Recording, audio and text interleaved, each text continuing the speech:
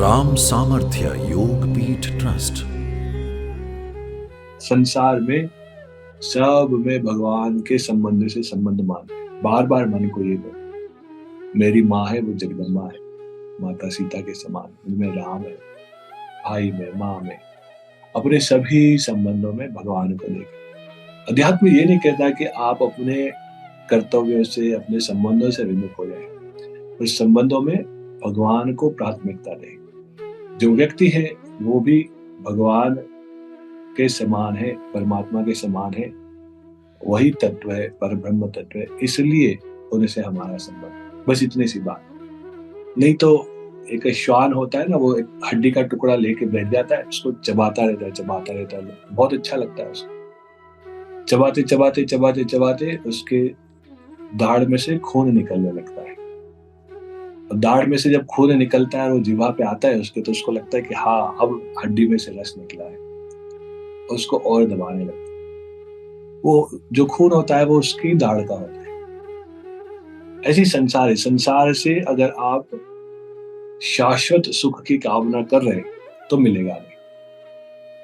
ये मानना, कोई हमारी ऐसी परिस्थिति आएगी एक दिन जब सब कुछ ठीक हो जाएगा, सब कुछ ठीक हो जाएगा, फिर हम बोलेंगे कि हाँ, अब कुछ करने का बाकी नहीं, अब भगवान में लगे ना। मन लगेगा नहीं आपका, आपने अभ्यास ही नहीं किया। वृद्धावस्था में तो बहुत अत्यंत कठिन हो जाता है। इसलिए जो युवा है, जो मध्यम आयु के हैं, उनको बहुत ध्यान देना चाहिए कि भगवान से चित्त हटाने का जो नुकसान है वो बहुत उठाना पड़ता है वृद्धावस्था में। अभी से सावधान हो रहे हैं, भगवान में मन लगाने का, चित्त लगाने का प्रयास करते हैं, नहीं तो हमारी स्थिति भी उस श्वान जैसी हो रही है जो संसार से सुख ढूंढ रहा है। मिलेगा नहीं, संसार रूपी हड्डी से कभी सुख मिलेगा नहीं। उसको बचा के रखना चाहता है, दूसरों से छीनना चाहता है। शेर आ जाए तो हड्डी लेके दौड़ता है श्वान कि शेर छीन ले, शेर को आवश्यकता है। हम जो अनित्य वस्तु है, जो अनित्य संबंध है, जो अनित्य वस्तुओं, अनित्य सुख, इन सब के पीछे अपने शरीर को गला रहे हैं, अपने मन को परेशान कर रहे हैं, मनोविकार उत्पन्न कर रहे हैं। डिप्रेशन है, हाइपरटेंशन, डायबिटीज है, चिंता है, लड़ाई झगड़े।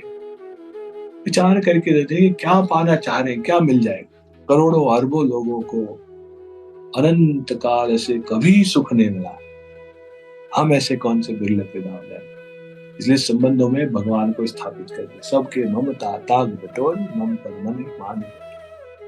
भगवान के नाते सबसे प्रीति कर, किसी से हमारा राग द्वेष नहीं, और भगवान के मंगलमय विधान में अपनी इच्छाओं को, कामनाओं को मिला ले। जैसा हो प्रभु, जो मेरे लिए मंगलमय वो कर, जय विदा हो ना तई तो मोरा, करूं से बेगी दास में तो। अगर आप भगवान के सच्चे भक्त हैं तो प्रार्थना ये नहीं निकलना चाहिए कि ये और करा दो, ये और करा दो, बस ये और हो जाए, ये और हो जाए।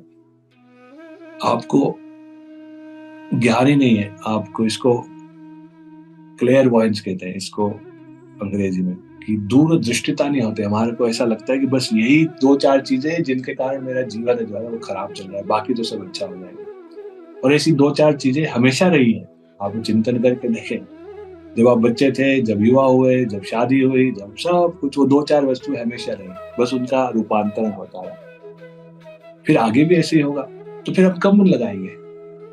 ना हमारा धन हमको बचा सकेगा, ना यौवन बचा सकेगा, ना कोई बाह्य संबंध बचा सकेगा। तो सावधान हो जाने की आवश्यकता है। संसार से सुख ढूंढने का कोई भी प्रयास न करें। संसार की सेवा मैं क्या कर सकता हूँ अपने लिए, परिवार के लिए, समाज के लिए, राष्ट्र के लिए, मानवता के लिए, भगवत कार्यों के लिए क्या योगदान दे सकता हूँ। कैसे मैं प्रत्येक क्षण मन में विचार आ रहा था कि मैं क्या सेवा कर सकता हूँ गुरु की, ईश्वर की, भगवत कार्यों में कैसे साथ। अभी हम चिंता करते हैं मेरा ये हो जाए, ये और हो जाए, ये चिंता छूटे।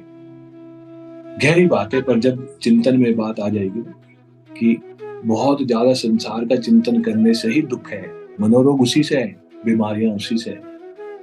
उन तो हजारों लाखों लोगों को देख चुका हूँ। यही बात है, केवल संसार से सुख प्राप्ति के लिए अपनी अभिप्साएं, अपनी आशाएं पूरी नहीं हो रही, उनको फिर भी हम लगे हुए उसी में से प्राप्त करने के लिए थोड़ा सा सावधान हो जाए। भगवान को सभी संबंधों में बिठा दे, उन संबंधों में भी कोई द्वेष ना हो, उनसे भी कोई ऐसा ना हो कि आप बुरा व्यवहार करने, बस पर भगवत भगवत संबंध के नाते वो सारे संबंध हो जाए, फिर उन संबंधों में भी बहुत आनंद है और भगवान की कृपा भी सतत बनी रहे।